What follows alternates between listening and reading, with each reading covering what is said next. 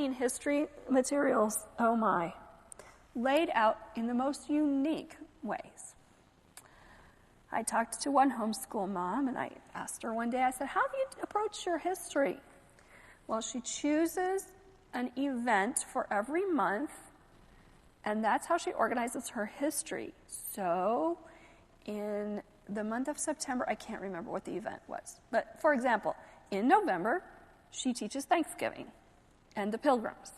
And then in December, her history lessons are all about Christ's birth.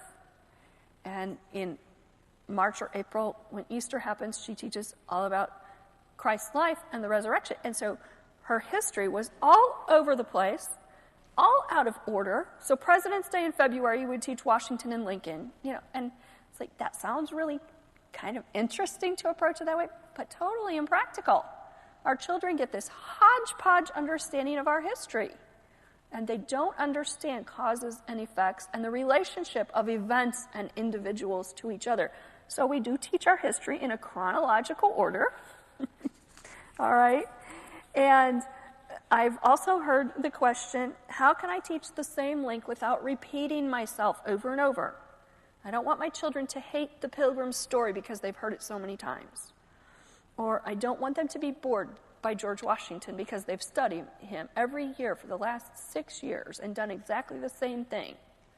So hopefully the next couple of slides that we look at will help you to see how this can be done. On the chart in Mr. Rose's Guide to American Christian Education, and that is also in the Mighty Works of God history books, the 9 links are identified at the top of a column. And as we go down that column, we see at each grade level a suggestion for what you might do at that grade level with that link. I picked creation for an example. So in kindergarten, children can learn about God's principle of individuality. They don't memorize the statement of the principle. They don't 4R it, look up the keywords in the definition, but they learn that God made everything with variety. They learn God made me special, like no one else you see. They learn about God's individuality.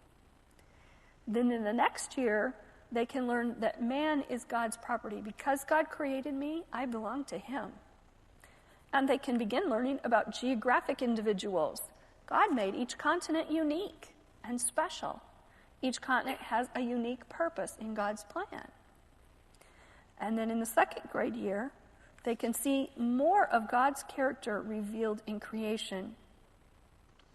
And some of these are expanded, some in the guide, but just to go through it quickly, you can kind of get the idea. The next year, they would deal with the origin and dispersion of the races. So they would review quickly, perhaps, the ideas they learned in other years, but then they go on to something new. Then in 4th grade, they can learn about the establishment of civil government. Does someone know, when did God give the first commands regarding civil government? I can't hear, I'm sorry.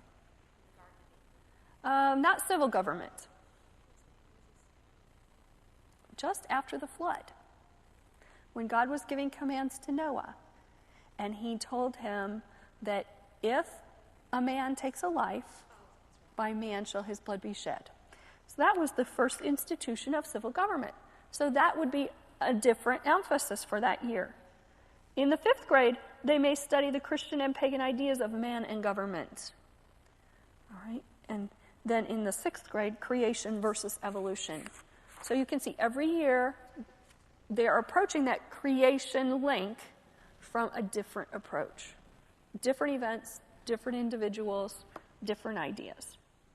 But I thought it's helpful too to look across the chart and see, all right, I understand that, how that works. So for an example, what would my children in 2nd grade study? And I picked 2nd grade because my daughter's in 2nd grade right now. This is the history that I am teaching this year.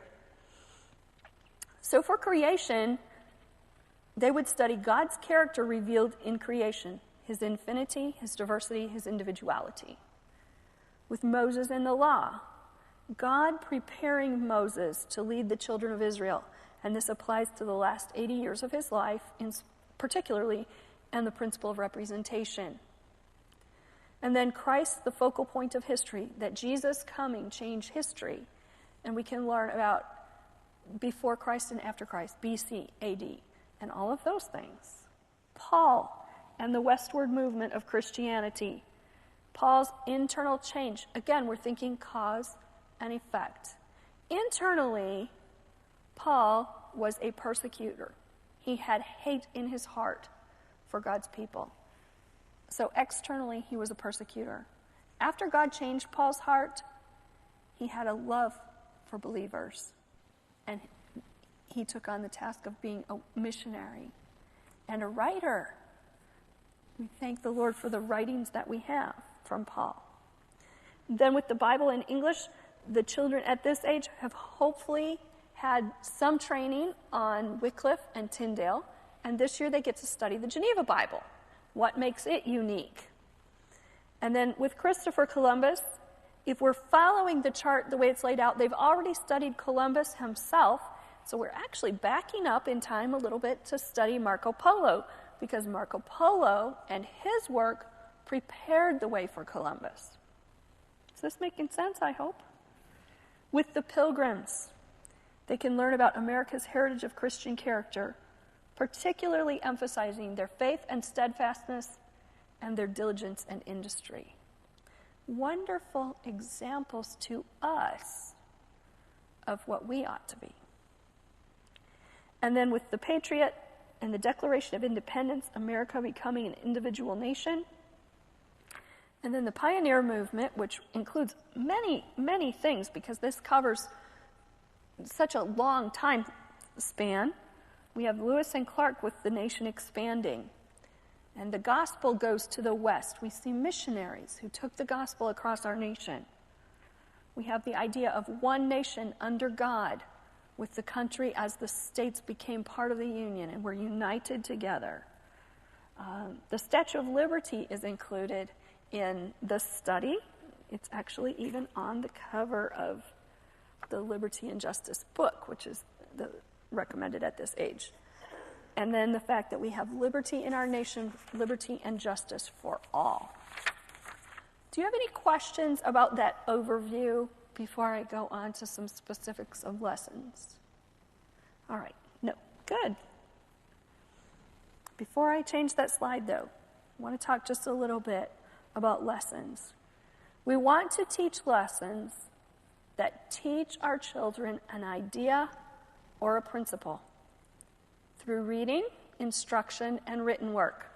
Now, I'm going to show you in a couple of minutes a few pages of some student written work, and we'll talk about the leading idea that would go along with that. You will hear that say that word, the leading idea. That's the idea that's the most important for this lesson. It's what I want them to remember at the end of the day. Some leading ideas we will repeat over and over throughout the year because they're that important. Repetition brings it back to our mind, doesn't it? That remembering.